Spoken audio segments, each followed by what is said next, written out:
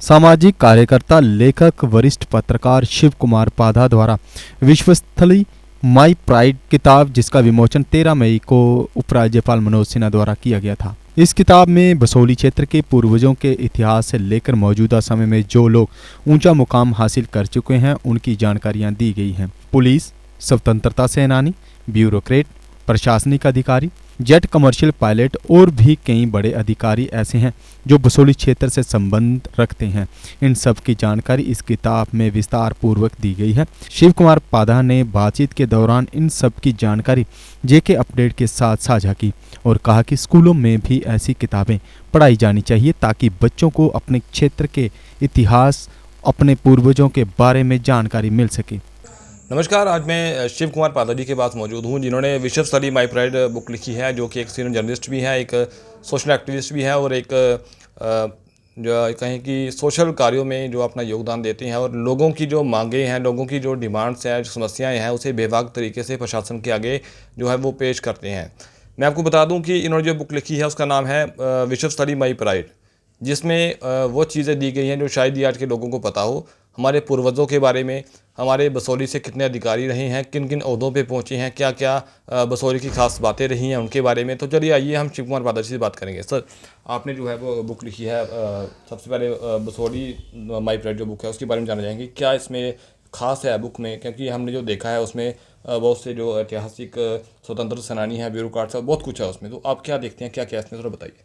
देखिए, मेरी शुरू से ही एक तमन्ना थी कि बसोली, जो कि शुरू से ही आदिकाल से ही एक विश्व मानचित्र पे सबसे लोकप्रिय थी, पॉपुलर थी, मशहूर थी, जो कि चित्रकला के नाम पे, जो कि इतिहास के नाम पे, जो कि ऐतिहासिक धरोहर पे नाम पे, जो कि पर्यटन के नाम पे, और जो कि जहाँ के जो प्रशासनिक अधिकारी रहे हैं उनके नाम से ये बसोली जानी जाती रही है।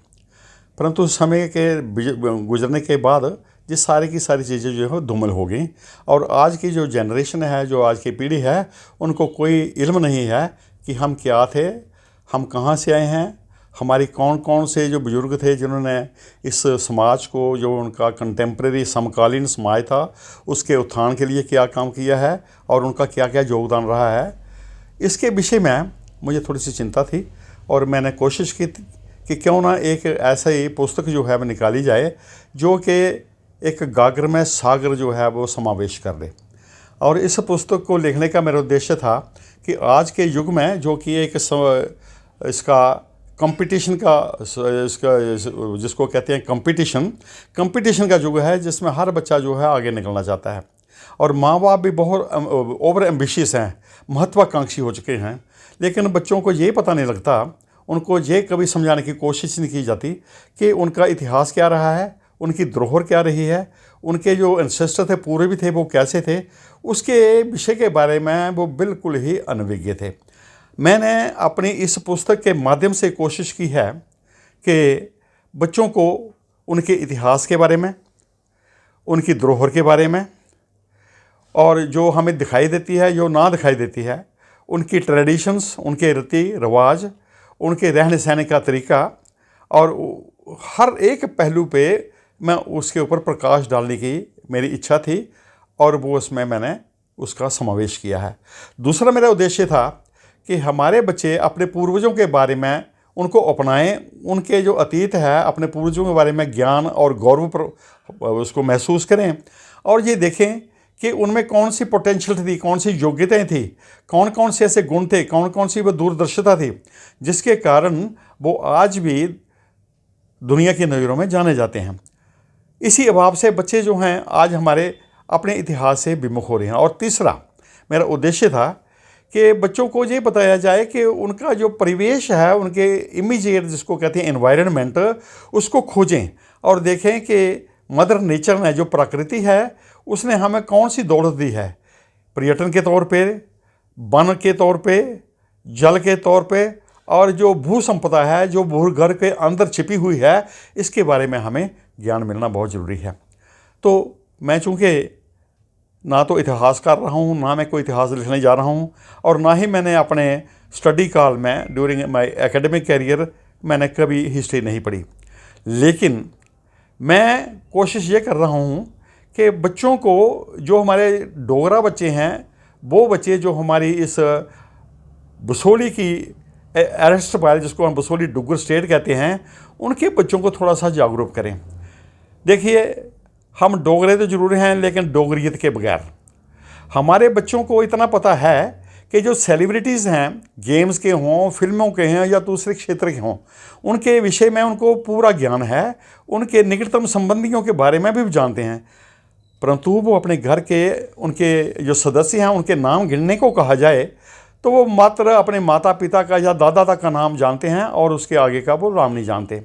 मैं कई ऐसे डोगरा युवाओं से मिला हूँ जो इतना जानते हैं कि डॉक्टर करण सिंह कौन है, लेकिन उनसे पहले जो हमारे महाराजा हरि सिंह हुए हैं, उनके पहले जो हमारे डोगरा शासक थे, उनके बारे में उनको कोई पता नहीं है। तो ऐसे व्यक्तियों को, ऐसे युवाओं को मैं एलियन समझता हूँ। एलियन होते जैसे कि दूसरे ग्रहों से कोई आया हो, तो अपने ही देश में, अपने ही स्थान पर, अपने ही जगह में, अपने ही राज्य में वो अपने आप में ऐसे लगते हैं जैसे वो किसी दूसरे स्थान से, दूसरे ग्रह से आए हों। तो एक और बात जो मैं यहाँ सिद्ध करना चाहता हूँ, कहते हैं कि किसी भी स्थान के, किसी भी राज्य के जो मोनार्क्स होते हैं, जो शासक होते हैं, उनका प्रतिबिंब जो है वो आने वाले समय में उनकी जो प्रजा होती है, रियाया होती है, उनमें झलकता है। तो मैं इस बात को सिद्ध करना चाहता हूँ कि बसोली के जो शासक रहे हैं 800 BC से लेकर 1847 तक, राजा भोगपाल से लेकर राजा अपना कल्याणपाल तक, जितने भी शासकों ने, पाल वंशजों ने हमारे बसोली पर शासन किया है, वो सभी के सभी बहुत अच्छे स्कॉलर रहे हैं, संस्कृत के ज्ञाता रहे हैं, संस्कारी रहे हैं, दानवीर रहे हैं और कला प्रेमी रहे हैं और न्याय प्रेमी रहे हैं। उन्होंने कभी कोई ऐसा काम नहीं किया। वो अपने आयुर्वेदा के भी वो प्रेमी रहे हैं और वो चित्रकला के भी प्रेमी रहे हैं, मूर्ति कला के भी प्रेमी रहे हैं।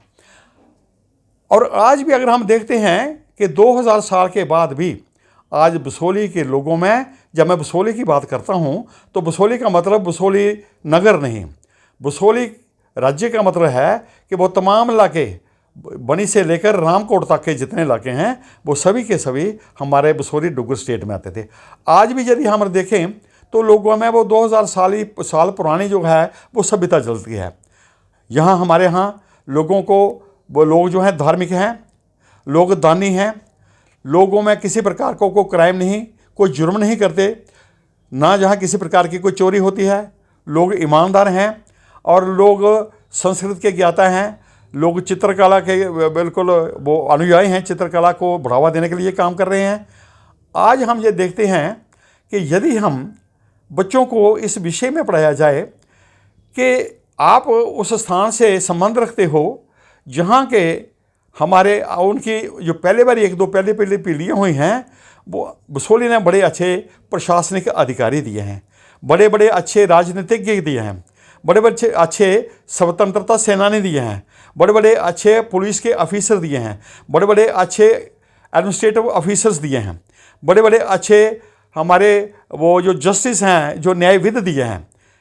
तो यदि बच्चों को उनका ध्यान करवाया जाए, उनके बारे में उनको कोई ज्ञान दिया जाए, तो वो दिन दूर नहीं कि जब वो बच्चे समझेंगे कि हम कोई एक आम स्थान के वासी नहीं हैं, बल्कि हम उस नगर के वासी हैं जहाँ के लोगों ने अपने कीर्तिमान स्थापित किए हैं और जिन्होंने एक हिस्ट्री को बनाया हुआ है।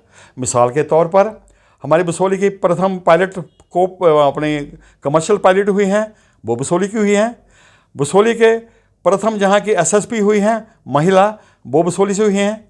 बसोली से हमारी सुंदरी देवी जी हुई हैं, वो इंदिरा गांधी जी की गवर्नेंस रही हैं, जिन्होंने अपने हाथों से इंदिरा गांधी जी को पाला था। जहाँ के हमारे प्रशासनिक अधिकारी रहे हैं, जो कि BDGT वाइस प्रेसिडेंट इंडिया के वो PA रहे हैं। जहाँ लास्ट नायक वीर सिंह हुए हैं, जिनको मरणोपरांत विक्टोरिया क्रॉस, जिसको कहते हैं military medal, highest award in the British army, जो उनका मिला है। हमारे यहाँ वो लोग रहे हैं स्वतंत्रता सेनानी, जिन्होंने घास फूस खाकर इंडोमान निकोबार के जंगलों में भूखे प्यासे अपने दिन बताए, लेकिन स्वतंत्रता को प्राप्ति के बाद उनकी आज तक बात ना पूछी। आज वो भगवान को प्यारे हो चुके हैं। आज हमारे पास वो बड़े बड़े प्रशासनिक अधिकारी हैं, जैसे SS बलौरिया जी हैं, के शर्मा जी हैं, SP बैज जी हैं, पीतम्बर गुप्ता जी हैं, जीतलाल गुप्ता जी हैं, विवेक गुप्ता जी हैं, हमारे अपने शक्ति पाठक जी हैं। मैं किस किस के नाम लूँ? हमारे वो वैद्य जो कि आज पूरी दुनिया में मशहूर हैं, जिन्होंने अपने आयुर्वेदा को आगे बढ़ाने में बहुत सी कोशिश की, उनके नाम भी यहाँ लेने उल्लेखनीय हैं। उनके बहुत ज़्यादा सूची है जिनके सभी के नाम लेना यहाँ बिल्कुल पॉसिबल नहीं है। हमारे पंडित हुए हैं जिनका के लोहा पूरी दुनिया मानती थी, पूरा हिंदुस्तान मानता था। तो मेरा कहने का तात्पर्य ये है कि इस पुस्तक के माध्यम से मैं ये कोशिश कर रहा हूँ कि अपने आने वाली पीढ़ी को ये पता लगे कि वो किस गांव के, किस शहर के, किस मोहल्ला के लोग रहते हैं, किस राज्य के हैं और उनका अतीत कैसा रहा है, गौरवशाली अतीत रहा है। अगर गौरवशाली अतीत हो तो उसमें उनको गौरव भी अनुभव करना चाहिए। तो मुझे बड़ी खुशी है कि मेरी इस पुस्तक विश्वस्थली माई प्राइड, इसका जो मैसेज है, इसका जो प्रावकथन है, वो हमारे महामहिम उपराज्यपाल श्री मनोज सिन्हा जी ने अपने कर कमलों द्वारा 13 मई 2023 को राजभवन में एक सादा समारोह में किया। इसके लिए मैसेज भी महामहिम उपराज्यपाल जी ने लिखा और दूसरा इसका मैसेज हमारे Pankaj Mittal ji, honourable chief justice of Jammu and Kashmir high court ने लिखा है और मेरी इस पुस्तक को अलंकृत किया है। मैं उनका बहुत आभारी हूँ कि मुझे मेरे जैसे एक अनाड़ी लेखक को प्रोत्साहित करके मेरा जो है वो हौसला बढ़ाया है। और मैं भगवान से आशा करता हूँ कि इसी प्रेरणा के साथ हो सकता है मैं आइंदा आने वाले 2-3 पुस्तकों का और भी प्रकाशन करूँ। क्या लगता है सर, जिस तरह से आपने इतिहास बताया है, एक गैलरी खोलने की ज़रूरत है और उसमें ये सारा इतिहास दर्शाने की ज़रूरत है ताकि आने वाली पीढ़ी को पता लग सके? देखिए, मेरी भी बहुत इच्छा है कि इसका सभी बच्चों को पता लगे, लेकिन एक पुस्तक एक ऐसा माध्यम है। मैं आपको एक बात बताना चाहता हूँ। एक चाइनीज़ एक कहावत है कि if you plan for a year sow paddy, if you plan for 50 years plant a tree, and if you want to plan for centuries together then write a book. ये किताब जो होती है ये सदियों तक जलने वाली चीज़ है। मनुष्य जो है वो एक मॉर्टल है, आएगा जाएगा, लेकिन उसकी जो स्मृतियाँ हैं वो एक पुस्तक के रूप में आगे चलती जाती हैं। मेरा ये मानना है कि इस पुस्तक को यदि हमारी लाइब्रेरीज़ में, पुस्तकालयों में, हमारे स्कूलों में, higher secondary, high schools, degree colleges में, यूनिवर्सिटीज़ में और इवन दूसरे जो बड़ी बड़ी पुस्तकालय हैं वहाँ अगर रखा जाए तो बच्चे जो हैं इससे लाभान्वित हो सकते हैं। आने वाली जनरेशन जो है उनको पता चलेगा कि वो शेरों के औलाद हैं, गिदड़ों के औलाद नहीं हैं और वो इसी तरीके से आगे बढ़ने की कोशिश करेंगे। और मैं अंत में एक बात कहना चाहता हूँ कि पिछले कुछ 10 सालों से हमें एक बहुत निराशा आ रही है कि हमारे बच्चे किसी भी फील्ड में, किसी भी स्पर्धा में, किसी भी कंपटीशन में आगे नहीं निकल रहे हैं, जबकि उनको हर प्रकार की सुविधा है। उनके माँ बाप का आर्थिक स्तर भी बहुत ऊंचा है, उनको हर सुविधा है। स्कूल कॉलेज 1-1 किलोमीटर के बाद बने हुए हैं। स्कूल और कॉलेजेस में अच्छे शिक्षित अध्यापक भी हैं और हर प्रकार की सुविधा बच्चों को मिल रही है। फिर भी बच्चे स्पर्धा में जाने के लिए विमुख क्यों हो रहे हैं? जब हम ये सोचते हैं तो हमें बड़ा दुख होता है कि क्या हमारे बसोली का जो ग्राफ एकदम ऊंचा जा रहा था वो क्या एकदम से नीचे आ जाएगा और हमारे बच्चे केवल टालों पे, केवल ग्राउंड में क्रिकेट, छक्के और दूसरी बातों में मुब्तला रहेंगे, या वो मोबाइल को अपने हाथ में लेकर एक कोने में बैठकर मोबाइल में सर्च करते रहेंगे और अश्लील और नग्न वीडियो देखते रहेंगे। इससे ज़्यादा मैं और कुछ नहीं कहूँगा। अपनी इस पीढ़ी को यह मशवरा देता हूँ, सलाह देता हूँ कि वह अपने आप को पहचानें, अपना शीशे में मुंह देखें और ये देखें वो कहाँ से ताल्लुक़ रखते हैं, वो किस स्थान से ताल्लुक़ रखते हैं और उनका बसोली को आगे ले जाने में उनका क्या योगदान होगा, इसके लिए वो कार्यरत रहें। तो ये थे हमारे साथ सोशल एक्टिविस्ट और राइटर शिव कुमार पादा जी, जिन्होंने हमें ये बताया कि जो ये बुक लिखी है इन्होंने विश्व स्तरीय माई प्राइड, इसमें क्या इतिहास है, क्या अनदेखा इतिहास है जिनकी शायद आज के युवाओं को जानकारी नहीं है। जो लोग इस इतिहास के बारे में जानकारी लेना चाहते हैं, पूर्ण रूप से उसके बारे में पढ़ना चाहते हैं, तो ये बुक है विश्व स्तरीय माई प्राइड। एक बार मैं दिखा देता हूँ। इस बुक को आप जो है वो शिव कुमार पादा जी से ले सकते हैं। ये एक बार दिखा देता हूँ।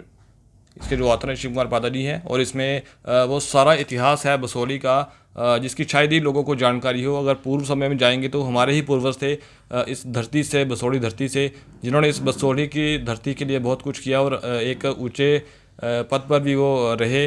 इसमें यह भी बताया गया है कि जो वैद्य थे हमारे बसोली के इसी धरती से थे, आईपीएस अधिकारी थे, और भी कई अधिकारी थे इसी बसोली की धरती से थे। तो इस जानकारी को अगर आप विस्तार पूर्वक ढंग से अगर प्राप्त करना चाहते हैं तो इस बुक के ज़रिए आप जो लोग हैं वो जानकारी जो है ले सकते हैं। और इस बुक के ज़रिए जो है आगे भी जानकारी जो है अपने बच्चों तक, अगर स्कूलों में अगर ये बुक्स लग जाती हैं तो उसमें भी बहुत अच्छा है, जैसा कि शिव कुमार पादा जी ने कहा। और मैं भी ये गवर्नमेंट से अपील करूँगा कि इतिहास जो है हमारे बसोली का, इसे आगे बढ़ाने की जो कार्रवाई की जाए, और ऐसी बुक्स का विमोचन जो है वो समय समय पर होता रहना चाहिए। बहुत से ई रिक्शा के टेस्ट के बाद अब अमूल ने चुना शक्तिशाली काइनेटिक ई रिक्शा, क्योंकि अमूल को है विश्वास कि काइनेटिक ई रिक्शा ही उठा पाएगा उनके भारी भरकम आइसक्रीम रेफ्रिजरेटर। जबकि अमूल के इस विश्वास पर 100% खरा उतरा है काइनेटिक ई रिक्शा, जो कि आपके शहर व गांव में घूमकर दिखा रहा है अपनी पावर का दम। इसके 1500 वॉट की मोटर हर रास्ते पर दिखाए पावर का दम, 12 इंच के लंबे टायर और मजबूत गैब्रियल शॉकर जो दे झटकों से आराम। इसकी बैटरी जल्द चार्ज होकर दे दिन भर घूमने की आज़ादी। इसमें है आगे व पीछे की मजबूत ब्रेक के साथ पार्किंग ब्रेक भी, और चढ़ाई चढ़ने के लिए है एक हैवी गियर। जबकि सवारी ई रिक्शा दे बिना झटकों के आरामदायक सफर की गारंटी। जम्मू में काइनेटिक ई रिक्शा के ऑथराइज्ड डीलर व सर्विस सेंटर है जुपिटर मोटर। यहाँ आपको मिलेगी पूरी आधुनिक तकनीक के साथ ई रिक्शा की सर्विस, वो भी बिना इंतजार किए मात्र आधे घंटे में। यहाँ कुशल कारीगर आपके ई रिक्शा में आई खराबी को पलक झपकते कर देंगे दूर। तो अगर आप भी सोच रहे हैं अपना बिजनेस बढ़ाने की, तो आज ही बुक करवाएं शक्तिशाली काइनेटिक ई रिक्शा।